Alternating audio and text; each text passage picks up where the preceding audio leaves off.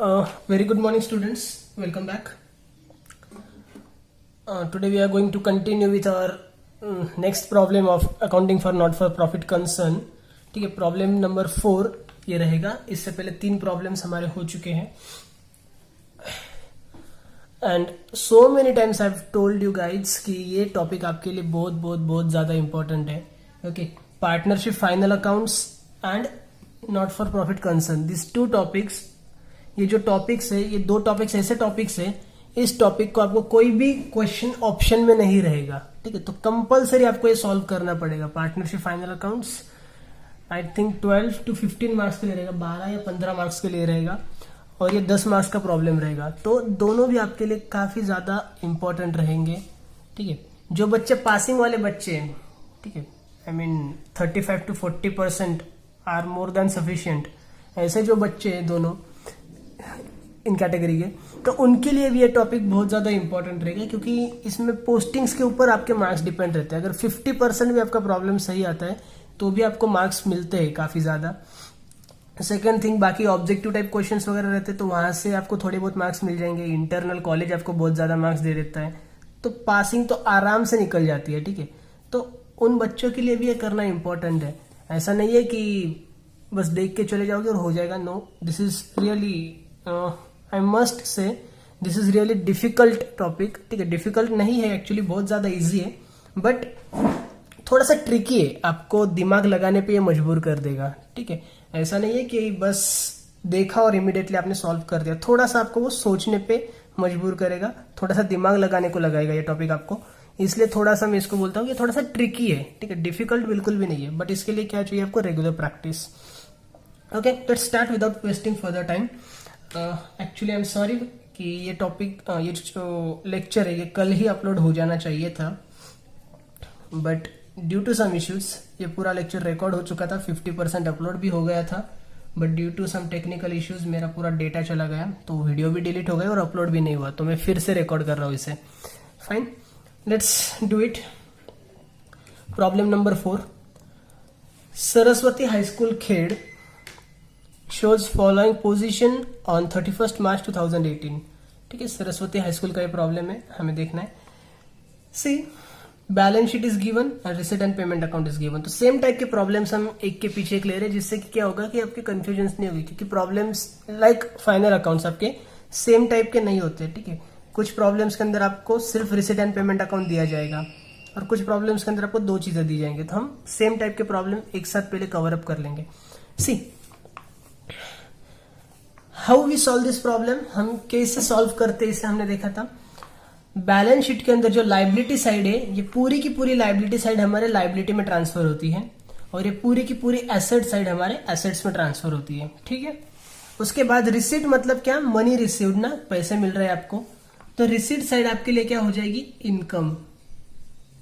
You are getting money, that's why this will be your income. ठीक है, तो ये साइड आपकी इनकम हो जाएगी. या इसमें कुछ एसेट्स या लाइबिलिटीज भी हो सकते हैं, तो ये हम आइडेंटिफाई कर लेते हैं. ठीक है, कैसे आइडेंटिफाई करना है हमें पता है. पेमेंट साइड में क्या होता है? Payment means what? Money paid, पैसा दिया है हमने किसी को, तो ये क्या होंगे हमारे लिए? ये हमारे एक्सपेंसेस होते हैं. ठीक है, तो पेमेंट साइड आपकी एक्सपेंडिचर में जाती है, रिसीट साइड आपकी इनकम में जाती है. फाइन, इसमें से सिर्फ एसेट्स और लाइबिलिटीज अगर कुछ है तो हमें वो आइडेंटिफाई करने पड़ते हैं. Okay, so let's see one by one. Postings देखते हैं हम. कैपिटल फंड, कैपिटल फंड आपके लिए लाइबिलिटी में जाएगा. Entrance fees, now see, entrance fees हमने इससे पहले कुछ प्रॉब्लम्स में देखा है, इसके बाद भी बहुत सारे प्रॉब्लम्स में हम देखेंगे कि एंट्रांस फीस आपको इनकम में मिलती है. ठीक है, बट नॉट नेसेसरी कि अगर वो लाइबिलिटी में दी है तो उसको जबरदस्ती इनकम में घुसेड़ दो आप. ठीक है, अगर वो लाइबिलिटी में दिया है तो लाइबिलिटी में ले लेना है, कुछ सोचने की जरूरत नहीं है. ठीक है, तो कैपिटल फंड लाइबिलिटी में चला जाएगा. एंट्रांस फीस भी लाइबिलिटी में जाएगा. क्यों लाइबिलिटी में जाएगा? क्योंकि एंट्रांस फीस आपको लाइबिलिटी में गिवन है. अगर वो नीचे दिया होता ना, ठीक है, यहाँ पे या यहाँ पे, तो हम उसको इनकम एंड एक्सपेंडिचर अकाउंट के लिए ट्रीट करते, but it is given in liability side, so this will go in liabilities. ठीक है, ज्यादा दिमाग नहीं चलाना है, ये दोनों चीजें लाइबिलिटी में चली जाएगी. यहाँ पे देखो, कैश इन हैंड हम नहीं कंसिडर करते, कैश एट बैंक हम नहीं कंसिडर करते, तो इसको कहीं पे भी नहीं लेना है. लेबोरेटरी, लेबोरेटरी हमारे लिए एसेट है, बिल्डिंग एसेट है. फर्नीचर भी एसेट है, बुक्स ये भी हमारे लिए एसेट है, और ट्यूशन फीस रिसीवेबल, रिसीवेबल मतलब होता है आउटस्टैंडिंग, ठीक है। तो आउटस्टैंडिंग का जो भी फंडा है उसे सॉल्व करने के लिए दो टेक्निक्स होती है। मैंने पहले दो प्रॉब्लम्स में थोड़ा सा अलग तरीके से सिखाया था, आई थिंक पहले एक प्रॉब्लम में ही, लेकिन उसके बाद से हम सेकंड टेक्निक यूज कर रहे हैं। तो उसके अकॉर्डिंग हमें आउटस्टैंडिंग वाले भी जो है उसको भी एज इट इज कहां पे लेना है, एसेट साइड में ले लेना है, ठीक है। तो ये ट्यूशन फीस रिसीवेबल ये भी एसेट साइड में चला जाएगा, ठीक है। सिर्फ हम एक काम करेंगे कि आउटस्टैंडिंग ये लास्ट ईयर वाला है और करंट ईयर का भी कुछ आउटस्टैंडिंग हो सकता है। तो जब हम वहां पे लिखेंगे ना एसेट साइड में ट्यूशन फीस रिसीवेबल, तो बस ब्रैकेट में हम लिख लेंगे पीवाई, पीवाई मतलब प्रीवियस ईयर, ठीक है। तो जिससे कि वो डिफरेंशिएट हो जाएगा लास्ट ईयर का कौन सा है और करंट ईयर का कौन सा है, ठीक है। तो ये सब कुछ एसेट में जा रहा है, सिर्फ cash in hand, cash at bank छोड़ के ये सब कुछ लायबिलिटी में जा रहा है, okay. Next come to receipt side. Receipt मतलब हमारी इनकम रहेंगी। So first to balance brought down, to balance brought down, to balance brought down इसके अंदर क्या क्या मिल रहा है आपको, कैश है 5000, बैंक है 8000। तो ये कैश और बैंक ये भी हम नहीं लेते कहीं पे भी, तो इसको मैं कट कर देता हूं, ठीक है, नहीं लिखना है कहीं पे भी इसलिए। ट्यूशन फीस, ट्यूशन फीस आपको गिवन है 2 साल के, यहाँ पे देखो 2017-18, 2018-19, हो सकता है यहाँ पे 2019-20 भी दे दे, ठीक है। तो एक चीज आपको ध्यान में रखनी है कि हम ये जो भी अकाउंटिंग कर रहे हैं this is nothing but final accounting, okay. Final account सही है 31 मार्च को जो हमेशा होता है। तो this accounting is done every year, हर साल हम अकाउंटिंग करते हैं। तो हर साल हम सिर्फ उसी करंट ईयर का इनकम एंड एक्सपेंडिचर ट्रीट करते हैं, ओके। कोई एक्सपेंसेस हो सकते हैं, हमने पिछले साल का कोई खर्चा करना पेंडिंग पड़ा होगा वो अभी हम कर रहे हैं, ठीक है। कोई एक्सपेंसेस हमने आगे के साल के हैं जो अभी से करके रख दिए एडवांस में, तो वो हमें कंसिडर नहीं करना है, ओके।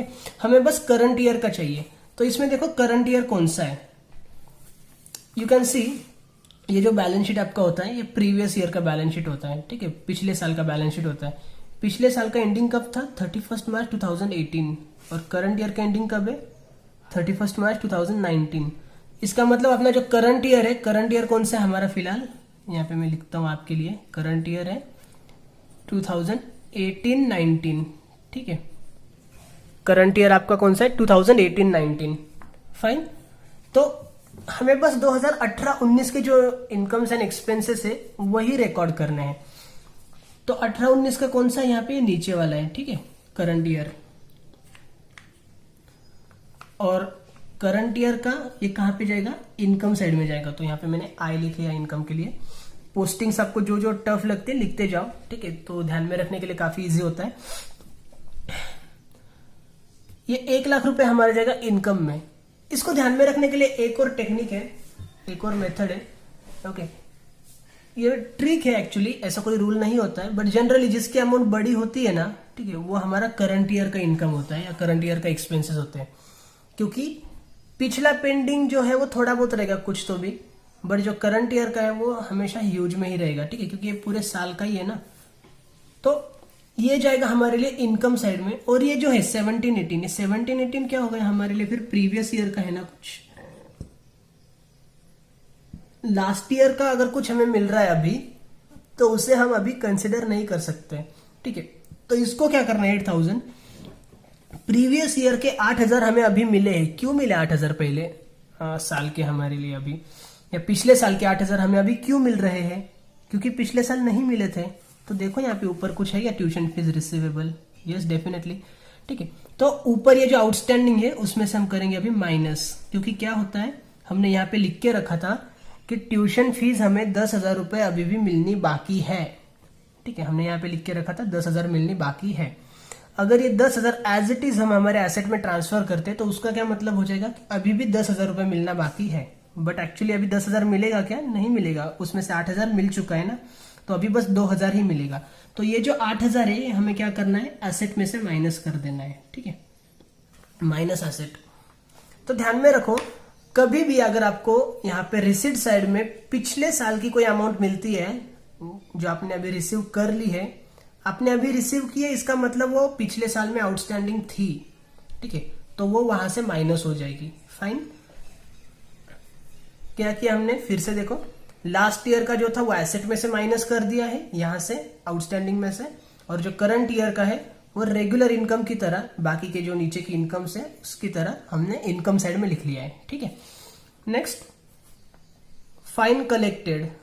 फाइन कलेक्टेड ये भी हमारे लिए इनकम है, हमने फाइन कलेक्ट किया, इनकम साइड में जाएगा। एडमिशन फीस भी इनकम है, टर्म फीस ये भी इनकम है। नेक्स्ट है donations for library. See donations आपके लिए इनकम है, लेकिन एक चीज आप यहां पे लिख लो अभी, ठीक है, यहां पे ऊपर लिख लो हेडर में, डोनेशंस और एनी अदर इनकम। ठीक है, डोनेशन हो या फिर कोई भी इनकम हो, not only in case of donation. क्या रूल है भाई, देखो, if received for specific purpose it is recorded in liabilities. ठीक है, ये हमने क्यों लिख के रखा है तो हमारे ध्यान में रहेगा, जब हम इसे पेजेस पलटी करते ऊपर की चीजें तुरंत दिख जाती है हमें। तो रूल क्या है कि अगर कोई भी इनकम हमें मिल रही है और उस टाइम पे हमें उसका पर्पस बताया जाता है कि आपको ये पैसा क्यों यूज करना है, तो वो हमारी इनकम नहीं बनेगी, वो हमारी लाइबिलिटी बन जाएगी। ओके, इसको हम बोलते हैं कमिटेड इनकम्स। ओके, या फिर इनकम फॉर स्पेसिफिक पर्पस। तो ये जाएगा आपके लिए लाइबिलिटी साइड में। क्यों लाइबिलिटी में जाएगा, इनकम में क्यों नहीं जाएगा? क्योंकि देखो आपको 1,000 रुपए मिले और उन्होंने बोला कि ये लो 1,000 रुपए भाई लाइब्रेरी बनाओ। ठीक है, 1,000 में लाइब्रेरी बनाएंगे अभी ये। ओके, जोक्स अपार्ट, 1,000 रुपए इसको मिले और बोला लाइब्रेरी बनाओ, तो अभी वो 1,000 अगर मैं लाइब्रेरी बनाने की जगह पे किसी और चीज में खर्चा कर दूंगा तो डेफिनेटली वो गलत हो जाएगा ना। जो पैसा दे रहा है, जो डोनेशन दे रहा है, वो क्या बोलेगा, मैंने लाइब्रेरी बनाने के लिए डोनेशन दिया था, तूने पर्सनल यूज के लिए क्यों खर्च कर दिया या बाकी कामों में क्यों खर्च कर दिया। सो ये पैसा मुझे कहीं ना कहीं जाके पे करना है इन फ्यूचर, और किस चीज के लिए पे करना है, तो लाइब्रेरी बनाने के लिए पे करना है। मेरा ये फ्यूचर के लिए लाइबिलिटी अभी से बन गई है। ठीक है, so that's why we will record this in liability side. I hope this is clear. अगर फिर भी नहीं रहेगा तो मुझे कांटेक्ट करो, पूछो, मैं बताऊंगा और भी डिटेल में। ठीक है, नो प्रॉब्लम। नेक्स्ट है interest on bank deposits. Interest on bank deposits, interest मिल रहा है तो इनकम में जाएगा। गवर्नमेंट ग्रांट्स वो भी इनकम में जाएगा। यहाँ पे जो ब्रैकेट में रेवेन्यू दिया है, ठीक है, इसका ज्यादा बर्डन नहीं लेना है। इनकम एंड एक्सपेंडिचर अकाउंट में हम सारे के सारे रेवेन्यू इनकम्स और रेवेन्यू एक्सपेंसेस रिकॉर्ड करते हैं। तो ये जो रेवेन्यू है उससे कोई फर्क नहीं पड़ता ये दिया होगा या नहीं दिया होगा। ये गवर्नमेंट ग्रांट जो है वो हम कहाँ पे लेने वाले, इनकम साइड में लेने वाले। ठीक है, अगर इसका पर्पस आपको गिवन रहेगा कि आपको गवर्नमेंट से जो ग्रांट मिली है, ग्रांट मीन्स मनी, गवर्नमेंट आपको कुछ पैसा देता है कुछ खर्चे करने के लिए। ठीक है, तो अगर उसका पर्पस बताया है उन्होंने तो फिर वो लाइबिलिटी में जाएगा, अदरवाइज इनकम में जाने वाला ही है। ठीक है, तो सेम रूल जो यहाँ पे ऊपर था वो एप्लीकेबल हो जाएगा। ठीक है, specific purpose if given then take into liabilities, if not given then take into incomes. ठीक है, कम टू पेमेंट साइड। यहाँ पे देखो, by salaries to teachers, teachers को सैलरी दी जा रही है तो ये एक्सपेंडिचर है हमारे लिए। ठीक है, हम स्कूल है ना। By salaries to office staff, ये भी एक्सपेंडिचर है। बाय बुक्स, भाई देखो बुक्स आपके लिए एक्सपेंसेस नहीं है, क्योंकि आप जब इसकी पोस्टिंग देख लेते हो ना तो आपको एक आइडिया आ जाती है कि हमारे पास कौन कौन से एसेट्स है। ठीक है, तो बुक्स ये भी हमारे लिए एसेट होता है, ये हमारे लिए एक्सपेंडिचर नहीं होता है। तो ये बुक्स हमने परचेस किए, बुक्स में हम ऐड कर देंगे, यहाँ पे हम लिखेंगे ऐड परचेस्ड, बुक्स पे कर दिया मैंने एक स्टार मार्क। और ये डेट क्यों गिवन है आपको, तो ये डेट इसलिए दी है क्योंकि आपको डेप्रेसिएशन चार्ज करना होता है। ठीक है, कोई भी एसेट अगर आप परचेस करते हो और उसकी डेट आपको गिवन रहेगी तो वो डेट आपको क्यों यूज करनी होती है, वो डेट आपको डेप्रेसिएशन चार्ज करने के लिए यूज करनी होती है। Next, by printing and stationery, ये एक्सपेंडिचर में जाएगा। एनुअल गैदरिंग एक्सपेंसेस, ये भी एक्सपेंडिचर में जाएगा। ऑफिस रेंट, ये भी एक्सपेंडिचर में जाएगा। रिपेयर्स भी एक्सपेंडिचर में जाएगा। स्पोर्ट्स एक्सपेंसेस, ये भी एक्सपेंडिचर में चला जाएगा। By furniture is also your asset, so you have to again make a star mark on furniture. Furniture में भी आप सेम चीज करोगे, एड परचेस्ड, 50,000 रुपए ऐड कर दोगे और date is given again purchased on 1/7/18।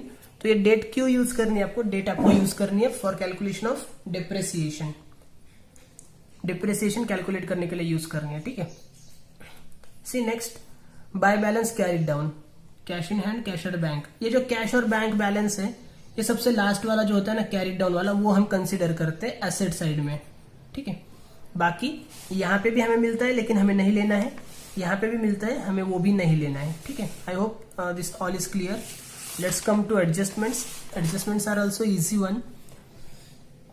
C tuition fees are outstanding for current year ₹5,000। Current year के लिए 5,000 रुपए ट्यूशन फीस आउटस्टैंडिंग है। आउटस्टैंडिंग का हमें सिंपल रूल पता है ना, आउटस्टैंडिंग हम क्या करते हैं, आउटस्टैंडिंग इज ऑलवेज एडेड, तो ट्यूशन फीस के अंदर हम ऐड कर देंगे, ठीक है। यहाँ पे आ जाओ ट्यूशन फीस, ये देखो यहाँ पे ट्यूशन फीस है, और ये जो करंट ईयर वाला है ना नीचे का 1 लाख रुपए, उस पर हमें स्टार मार्क करना है, ठीक है। ट्यूशन फीस में हम ऐड कर देंगे। और आउटस्टैंडिंग इनकम आपके लिए क्या होती है, एसेट होती है, तो सेकंड इफेक्ट जाएगा एसेट साइड के अंदर। नेक्स्ट है salary to teachers is outstanding ₹15,000। Same adjustment आ गई है, आउटस्टैंडिंग इज ऑलवेज एडेड, तो हम करेंगे ऐड इनटू सैलरीज, सैलरी में ऐड करेंगे, सैलरी पे एक टिक मार्क हो जाएगी। सैलरी टू टीचर्स है, ठीक है, तो यहाँ पे करना है आपको star mark, salary to teachers. Salaries to office staff, इस पे कुछ नहीं करना है, ओके। सैलरी में ऐड कर दिया है। एंड सेकंड इफेक्ट इसका जाएगा लाइबिलिटी साइड में, because this is outstanding expenses. ये आउटस्टैंडिंग इनकम था तो एसेट में गया, ये आउटस्टैंडिंग एक्सपेंसेस है तो लाइबिलिटी में जाएगा। Number 3, rent paid in advance ₹3,000। आपने 3,000 रुपए रेंट पे किया है एडवांस में। पेड इन एडवांस मतलब क्या होता है, प्रीपेड, ओके। प्री पेड हो या फिर प्री रिसीव्ड हो, अगर प्री आ रहा है तो प्री हम क्या करते हैं, लेस करते हैं, तो रेंट में से माइनस हो जाएगा, ठीक है। और प्रीपेड एक्सपेंसेस हम एसेट साइड में रिकॉर्ड करते हैं, तो रेंट में से करेंगे minus. See here office rent is given, okay. Office rent आपको दिया है पेमेंट साइड में, तो उस पर हमने एक स्टार मार्क कर दिया। और सेकंड इफेक्ट जाएगा इसका एसेट साइड के अंदर। और जो लास्ट वाले नंबर 4 वो है डिप्रेसिएशन। डिप्रेसिएशन के इफेक्ट्स आपको पता है, ठीक है, मैं नहीं बताऊंगा अभी, मैं अज्यूम कर रहा हूं कि सबको पता है, ठीक है। इतने सारे प्रॉब्लम्स होने के बाद डिप्रेसिएशन आना ही चाहिए। डिप्रेसिएशन एसेट में से माइनस करेंगे, सेकंड इफेक्ट एक्सपेंडिचर साइड में आ जाएगा यहाँ पे, ठीक है। तो ये कल वाला प्रॉब्लम है जो मैंने पूरा सॉल्व किया था, आज फिर से सॉल्व करेंगे हम। Now pause the video and draw the accounts.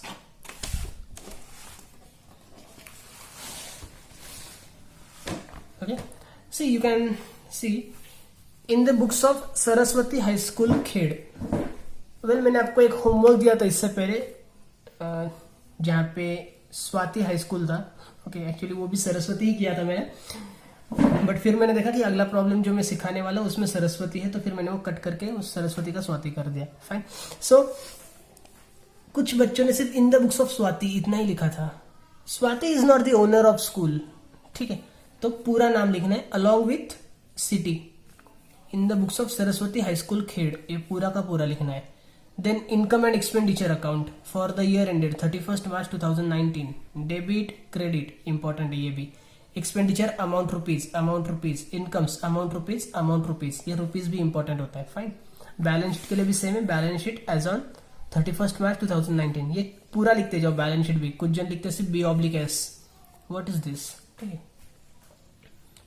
Just think about perfection, go with perfection. एक छोटा सा पॉइंट भी नहीं छोड़ना है, आपका आधा मार्क भी कट करने के लिए किसी को, ठीक है। So finally let's start solving one by one.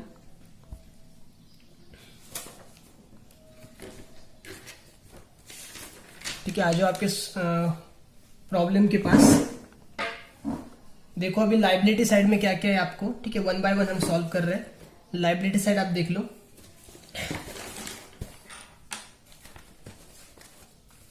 ठीक है। यू नो कि लाइबिलिटी साइड हमारी पूरी लाइबिलिटी में ट्रांसफर होती है, ठीक है। कैपिटल फंड 6,80,000 हम लाइबिलिटी में यहां पे लिखेंगे।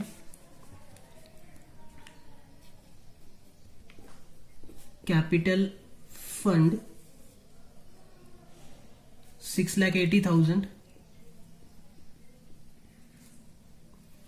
कोई एडजस्टमेंट नहीं है तो एक लाइन छोड़नी पड़ेगी हमें। एक लाइन हम कंपलसरीली कैपिटल पे क्यों छोड़ देते हैं, क्योंकि कुछ ना कुछ प्रॉफिट या लॉस होता है ना, उसे हमें माइनस करना होता है, ऐड करना होता है, ठीक है। Entrance fees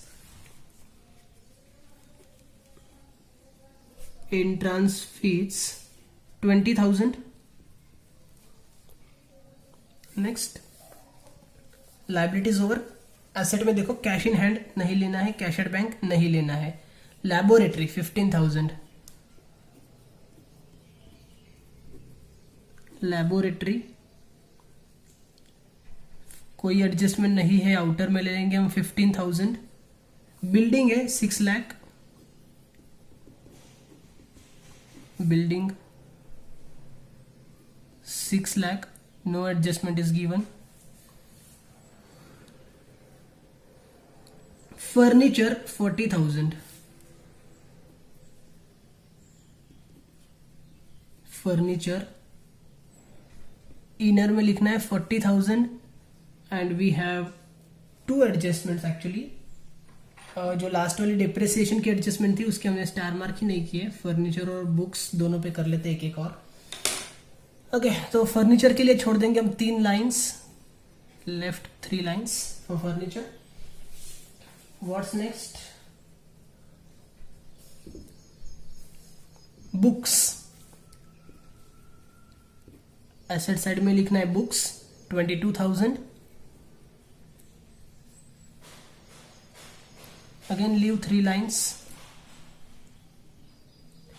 tuition fees receivable, ठीक है। So when ever you will gate outstanding, कोई भी आउटस्टैंडिंग अगर आपको बैलेंस शीट में मिलता है तो आपको क्या करना है, उसको एज इट इज ले लेना है, जहां पे भी है वहां पे भी। एसेट है तो एसेट में, लाइबिलिटी है तो लाइबिलिटी में, बस ब्रैकेट में लिख देना है PY। PY means previous year, ठीक है, इतना लिख देना है। अमाउंट विल बी 10,000, तो 10,000 रुपए हम लिख लेंगे। अभी इनर में लिखना पड़ेगा क्योंकि एक स्टार मार्क है उसके लिए। फाइन, यहां पे लिखा मैंने 10,000। एक लाइन छोड़ दिया जाएंगे। एक लाइन छोड़ने के बाद asset side is over, come to receipt side. Okay, so generally your receipt side goes in incomes. तो देखते हैं एक एक करके क्या है क्या नहीं है। To balance brought down, okay I hope it is open now.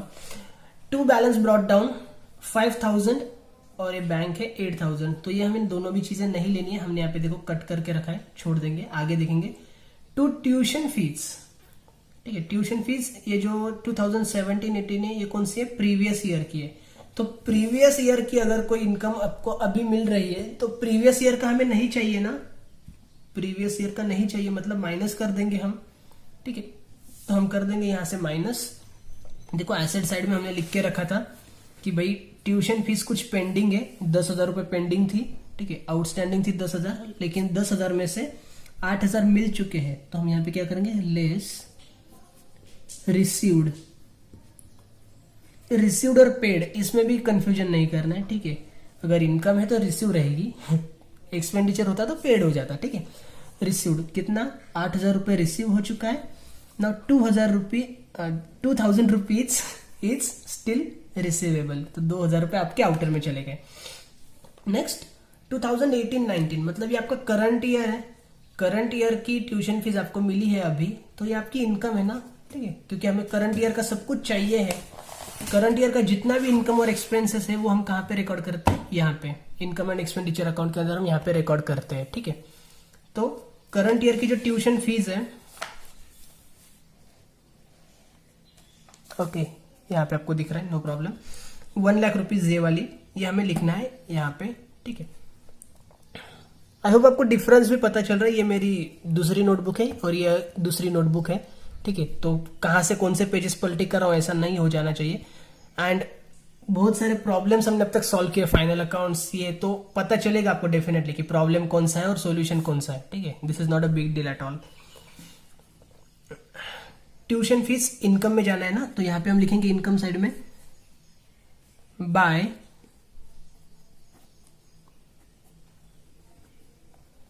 Tuition fees 1 lakh rupees, 1 lakh rupees. We have one adjustment, 1 star mark, so let's leave one line for that. Next, fine collected, ये भी income हो जाएगी हमारी, यहाँ पे ही लिखना है bye fine collected 2000.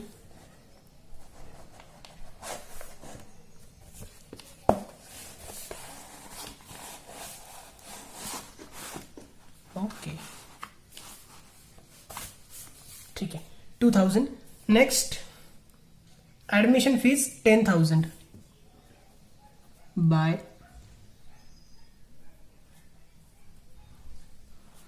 Admission fees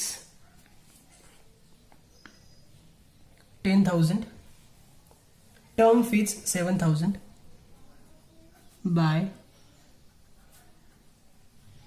term fees 7,000. donations for library. now donations आपके लिए इनकम हो जाती, बट आज इनकम क्यों नहीं होने वाली है, ये लाइबिलिटी क्यों होने वाली है, हमने यहाँ पे देखो ये लिख के रखा है. लाइबिलिटी क्यों होने वाली है, क्योंकि डोनेशन क्यों मिल रहा है उसका पर्पज आपको गिवन है. ओके तो हम 1,000 रुपए में लाइब्रेरी बना रहे हैं. यहाँ पे हम लिखेंगे लाइबिलिटी साइड में donations for library 1,000 rupees. ठीक है 1,000 में हम लाइब्रेरी बनाएंगे. Interest on bank deposits income में ही लिख देंगे bye interest on bank deposits 5,000 rupees. Next है गवर्नमेंट ग्रांट्स. ठीक है इनकम में ही लिखना है by government grants 2 lakh rupees. Fine. आपकी रिसिट साइड खत्म हो चुकी है, अभी चलते हैं पेमेंट साइड की तरफ. Here is your payment side. ठीक है देखो पेमेंट साइड में क्या क्या है. सैलरी टू टीचर्स, तो एक्सपेंडिचर में लिखना है आपको यहाँ पे to salaries to teachers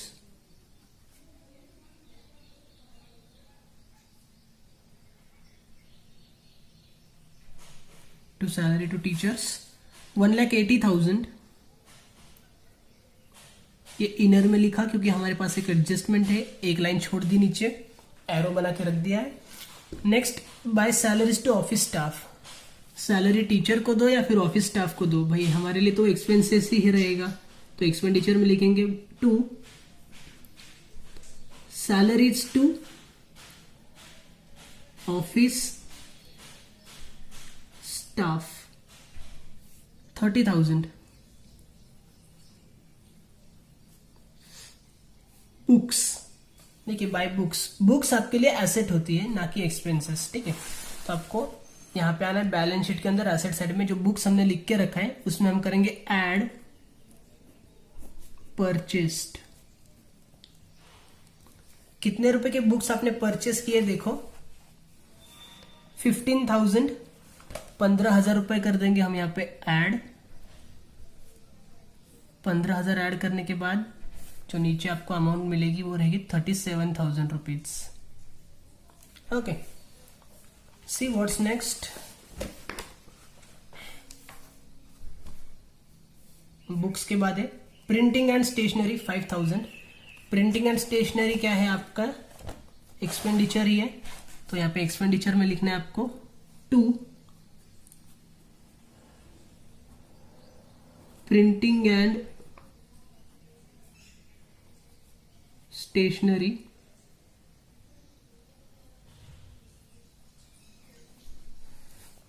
5,000 rupees. कोई एडजस्टमेंट नहीं है, डायरेक्टली हम आउटर में अमाउंट लिख सकते हैं। नेक्स्ट है एनुअल गैदरिंग एक्सपेंसेस। एक्सपेंसेस ये है तो यहीं पे लिखेंगे to annual gathering expenses 10,000 rupees. Next, office rent 16,000. To office rent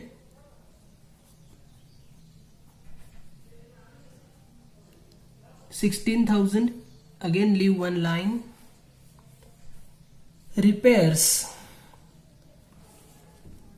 expenses ही है तो यहां पे लिखो to repairs 15,000. I am sorry, no adjustment is given, सीधा आउटर में ले लेंगे 15,000. ओके. स्पोर्ट्स एक्सपेंसेस, एक्सपेंसेस है तो एक्सपेंसेस में लिख दो to sports expenses 5,000. Furniture, furniture हमारे लिए एसेट होती है, फर्नीचर हमारे लिए एक्सपेंसेस नहीं होते हैं, तो एसेट साइड में आना है और यहां पे हमें क्या लिखना है, एड परचेस्ड. ठीक है, कितना परचेस किया फर्नीचर देखो 50,000, 50,000 रुपए. Let's add 50,000. You will get 90,000 rupees. Okay, in inner column only. Next क्या है देखो, लास्ट वाला बाय बैलेंस कैरीड डाउन, उसके अंदर है कैश 8,000 एंड बैंक 12,000. ठीक है, कैश 8,000 रुपए है, बैंक 12,000 रुपए है, तो ये दोनों ही हमारे एसेट होते हैं. एसेट साइड में हम यहाँ पे लिखेंगे cash 8,000, bank 12,000. Okay. So postings are done. Next, adjustments we have to see these adjustments. ठीक है, तो देखो वन बाय वन क्या है. एक है tuition fees are outstanding for current year rupees 5,000. Outstanding tuition fees है 5,000 रुपए. आउटस्टैंडिंग हम क्या करते हैं, आउटस्टैंडिंग इज ऑलवेज एडेड. ठीक है, तो आउटस्टैंडिंग को हमेशा हमें ऐड ही करना होता है, तो ट्यूशन फीस में हम करेंगे ऐड. यहाँ पे ट्यूशन फीस देखिए, यहाँ पे हम करेंगे add outstanding, add outstanding 5,000 rupees. तो 1,05,000 रुपए आपके आउटर में चले जाएंगे. आउटस्टैंडिंग ट्यूशन फीस का सेकंड इफेक्ट देना है. आउटस्टैंडिंग इनकम अगर है तो इनकम जाती है हमारे एसेट साइड के अंदर. ठीक है, तो यहां पे आपको लिखना है आउटस्टैंडिंग ट्यूशन फीस कितना है, 5,000 रुपए. बात खत्म. सेकंड एडजस्टमेंट देखो क्या है, salary to teachers is outstanding rupees 15,000. Teachers को जो सैलरी दी थी उसमें 15,000 आउटस्टैंडिंग थे. तो देखिए सैलरी टू टीचर्स, हमारा रूल क्या बोलता है, हमारा रूल बोलता है आउटस्टैंडिंग इज ऑलवेज एडेड. तो यहां पे लिखेंगे हम एड आउटस्टैंडिंग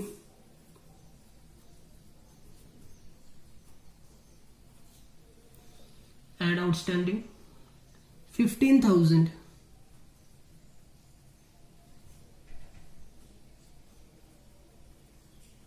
$1,95,000, 1,95,000. ओके.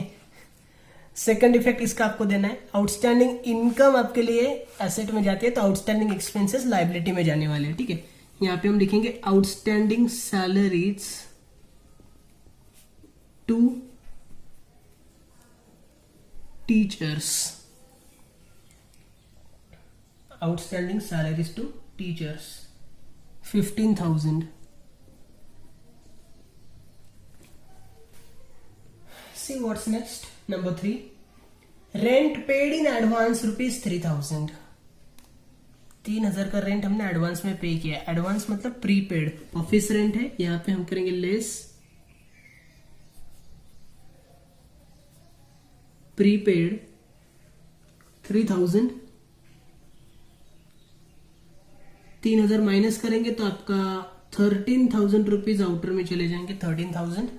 एंड इसका सेकंड इफेक्ट आपको देना है, प्रीपेड एक्सपेंसेस हमारे लिए एसेट में रिकॉर्ड होते हैं, तो यहां पे हम लिखेंगे prepaid rent, prepaid rent 3,000। And last number 4 depreciation आपको दिया है, देखो depreciation on books at 15%। Let me show you, ठीक है, देखो यहाँ पे depreciation on books at 15% and 10% on furniture.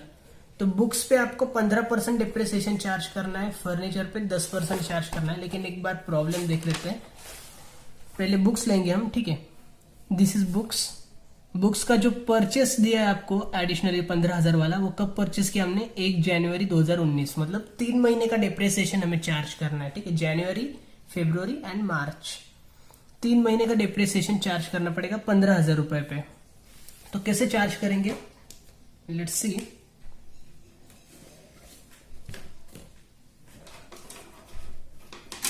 Come here and make working note.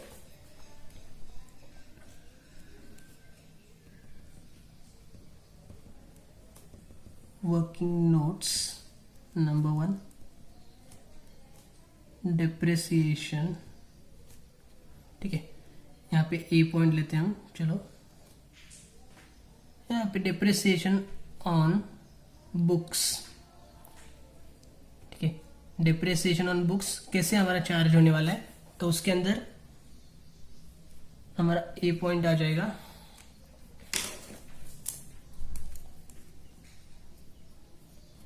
See here books is given, ये जो 22,000 थे ना, ये आपको कहां से मिले थे, एसेट साइड में से मिले थे, ठीक है।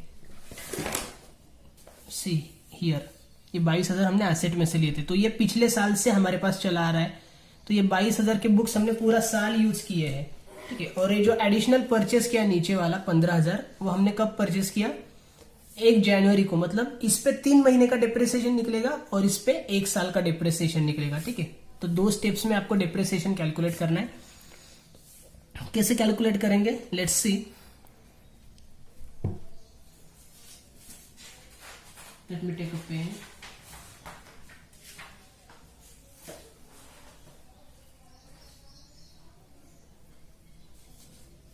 बुक्स पे आपको कैलकुलेट करना है कितना, 15%, okay. So take down 15% depreciation on rupees 22,000 bracket में लिख लो 1 ईयर, ठीक है। 22,000 पे 15% आपको कैलकुलेट करना है। 22,000 पे 15% कितना आएगा, नाउ आई होप कि आपको कैलकुलेशन आता है, ठीक है। दिस कम्स 3,300, नहीं आता है तो करके देख लो, 3,300। सेकंड आएगा आपके लिए B point, 15% depreciation on rupees, ये जो 15,000 का हमने एडिशनल परचेस किया उस पर अब कैलकुलेट कर रहे हैं 15,000, लेकिन 3 मंथ्स का ही करना है अभी, ठीक है। कैसे कैलकुलेट होगा वो तो देख लो, 15,000 इंटू 15% है ना, तो 15/100 इंटू 3 मंथ्स का है तो 3/12, ठीक है। तो ये आ जाएगा आपके लिए 563।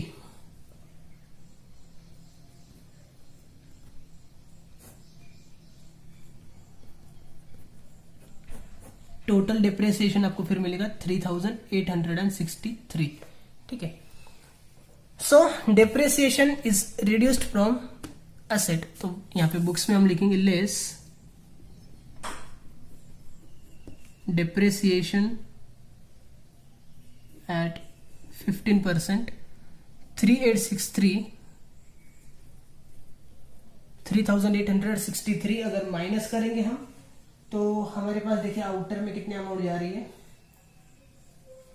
33,137 रुपीज। ठीक है। सेकंड इफेक्ट इसका हम कहां पे देते हैं? सेकंड इफेक्ट हम देते हैं आपके लिए एक्सपेंडिचर साइड में। तो यहां पे हमें लिखना है 2 डिप्रेसिएशन ऑन मेक अंडरलाइन, नीचे आ जाएगा बुक्स 3863। ठीक है।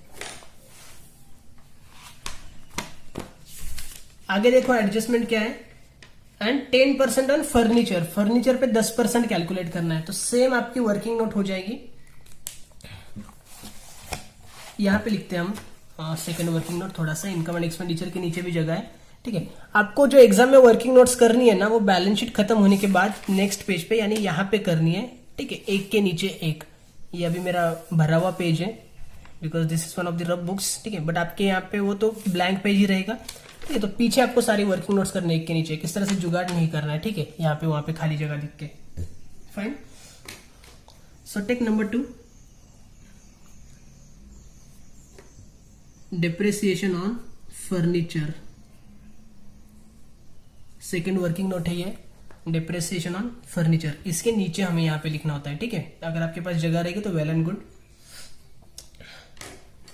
इसमें भी सेम चीज है। देखो फर्नीचर भी कुछ ओपनिंग बैलेंस था आपका और कुछ हमने एडिशनल परचेस किया है, प्लस डेट आपको गिवन है।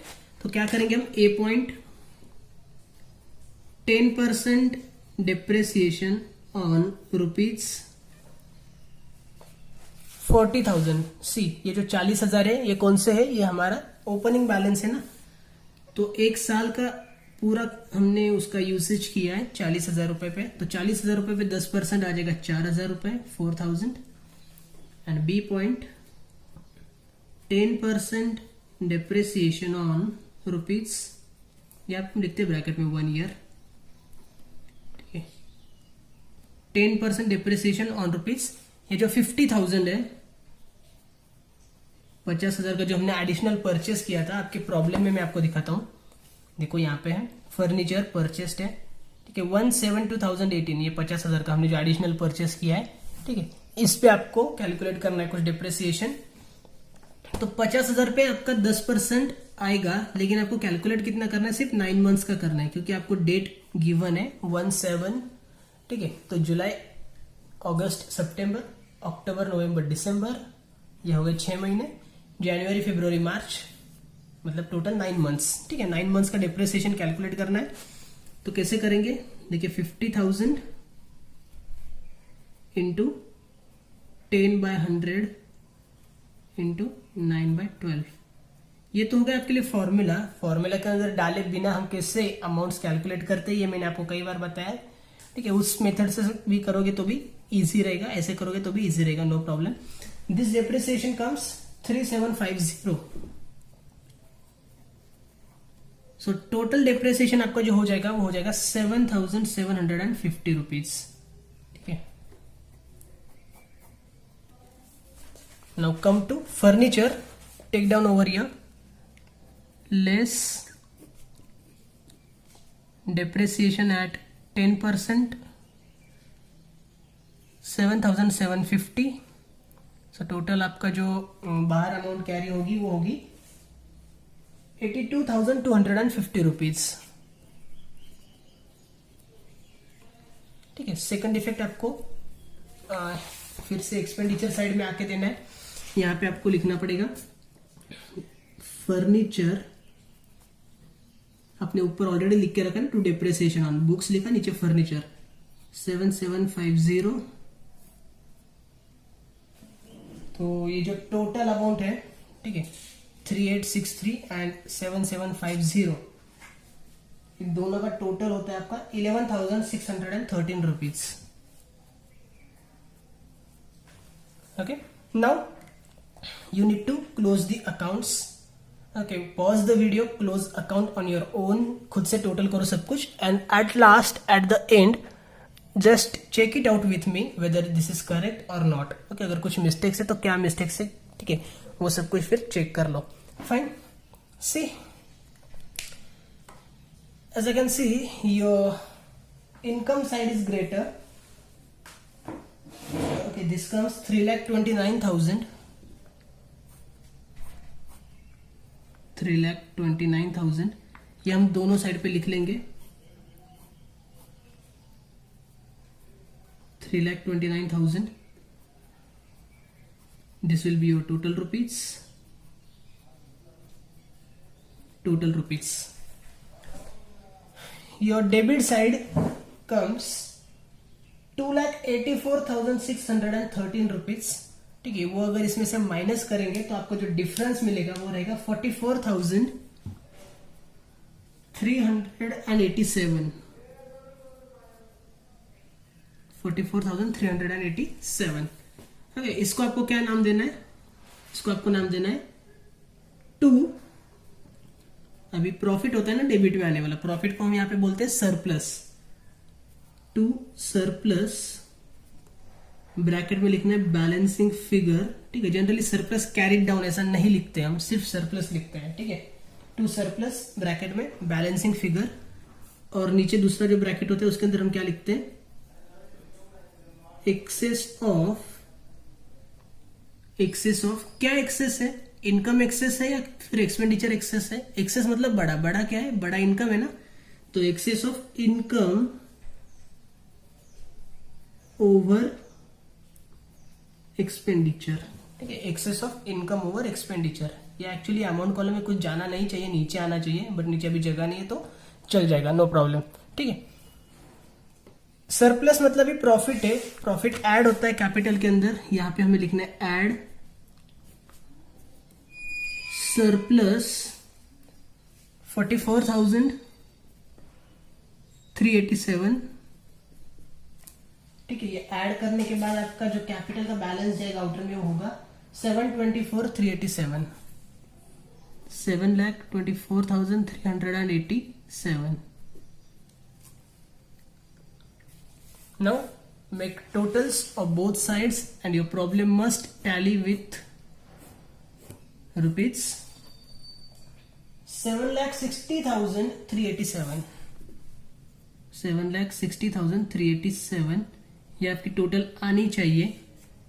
अगर नहीं आ रही है तो फिर चेक करना क्या प्रॉब्लम है. ठीक है, अगर कुछ डाउट्स, डिफिकल्टीज, क्वेरीज लगती है तो please contact me. I will be happy to solve your queries, solve your doubts.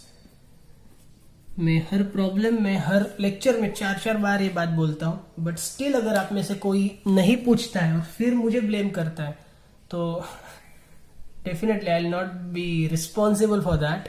Okay, thank you so much.